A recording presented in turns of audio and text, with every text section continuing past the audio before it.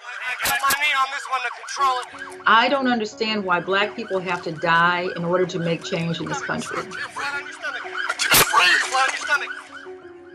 There is this growing movement across the country around defunding the police. The decision to end the work of the plainclothes unit and change to a more modern, community-based approach. This is a moment like the March on Washington in 1963. This is that moment after Rodney King combined together. What's the message that they're sending? That we're inhuman, that we can just be beat up, we can just be picked on just because we're Black. So you have advocacy, you have protest, you have legislation. And there are a lot of serious conversations around what the next step in reforming police departments looks like. I believe that we need deep structural reform. I don't care. Get rid of the thought that you can arrest your way into a safer community. It's failed policy. It's never worked. It will never work. And you got to build relationships with the community. For the last many decades, we have funded more police to combat crime. And we've also seen that police are armed with military equipment more suited to a war zone than to our communities and our neighborhoods. In 1991, we saw violent crime peak in this country. And what the country did was really respond to crime in America through this sort of punitive laws, punitive funding streams that resulted in the over-policing of Black communities, the over-policing of marginalized communities in this country, and resulted in mass incarceration, where we have 2.2 million people behind bars in this country. 1 in 3 Black men are incarcerated in their lifetime, compared to 1 in 17 white men. And our country's racism is evident in the number of Black men and women who are killed without justification by law enforcement officers. Black Americans are 3 times more likely to be killed by police officers than white Americans.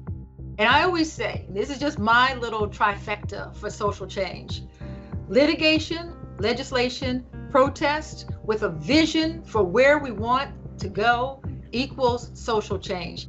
I am proud to announce the launch of the Chicago Police Department's Use of Force Community Working Group.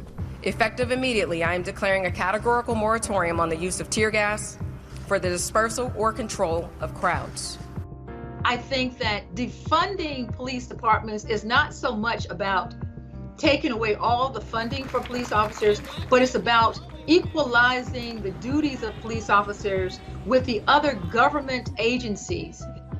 George Floyd! George Floyd! George Floyd! George Floyd! There have been massive changes made in the area of education and race, even the military and race, voting rights, civil liberties. But what makes this time different is that people have finally realized that without a change in criminal justice, all those other changes are undermined. Because someone with an education, someone with a nice house and a nice job can be gunned down in the street by a police officer with impunity. We know real reform faces a variety of challenges, among the largest being that policing is inherently local and there are 18,000 police departments in the United States. However, federal oversight of police departments can be a very significant tool for helping police departments reform how their officers interact and engage with the communities that they are sworn to protect. For example, the Obama administration oversaw more than 20 investigations into potential abuses of police power, culminating in what's called consent decrees.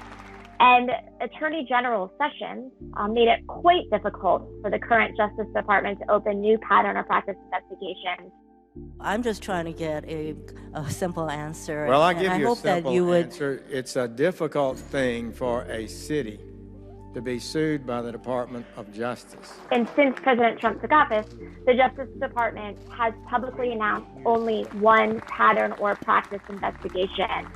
into a local police department. So that's been a sea change and a true paring back of federal oversight of police. We really need to reimagine how we redefine public safety in this country, and that has to include a reinvestment into communities that we've divested from. How can it be that the second most violent city in America is laying off almost half its police force? We were in a public safety crisis in 2012. Our violent crime rates were exceeding that of third world countries. Our murder rate was 18 times the national average. And what essentially happened was we created a county police force and essentially fired everybody who became a city police force. Under the new department, we were able to revise our use of force policy, one in which we got the input from the community. We had a higher sense of legitimacy with the public than once before. They would give us the benefit of the doubt, and they would wait to see if we would take appropriate action. And that moment of pause is what gave the ability, and even to this day, we see, just to lower the temperature in the environment. I know most police officers are people who go into policing because they care about people.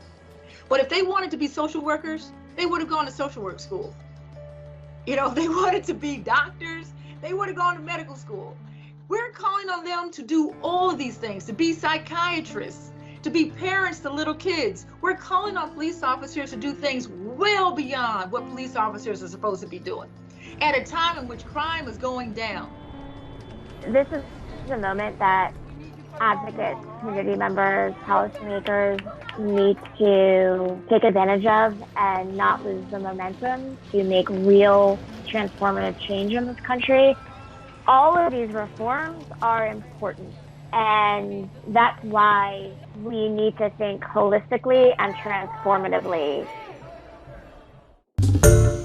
Hi everyone, George Stephanopoulos here. Thanks for checking out the ABC News YouTube channel. If you'd like to get more videos, show highlights, and watch live event coverage, click on the right over here to subscribe to our channel, and don't forget to download the ABC News app for breaking news alerts. Thanks for watching.